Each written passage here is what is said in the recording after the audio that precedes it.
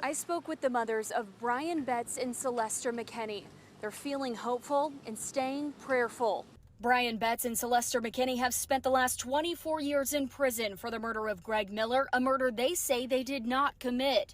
Both made that very clear Tuesday when they testified. Betts said he was at home asleep with his girlfriend and infant child. Me and my sister here, we raised our kids right. We didn't raise them from babies and put them in school to get grown and then go to jail. We didn't do that. The fight for freedom started 20 years ago. Betts said on the stand his former attorney was not doing a good job, quote, left defending myself.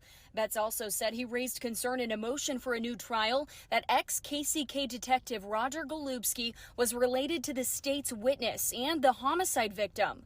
Golubski previously testified that they were not close family and related by marriage. Carter Betts, the imprisoned men's uncle, testified, saying a heavy white man with a mustache threatened him, telling him he needed to confess that his nephews were involved in Miller's murder.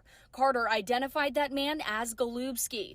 In testimony yesterday, Golubski denied being part of the investigation. McKinney's attorney brought in a clinical psychologist who said Carter would be highly likely to accept whatever narrative was presented to him to stay out of trouble. It's time for justice for both Brian and Celester, and this hearing is proving that. Also, the corruption within the KCK Police Department. McKinney testified, saying he served time with Lamont McIntyre. He served 23 years for a crime he didn't commit.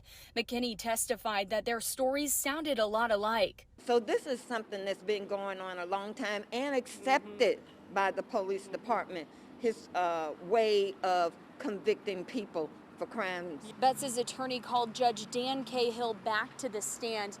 Cahill was the assigned prosecutor that put both Betts and McKinney behind bars. Reagan Porter, Fox 4, working for you.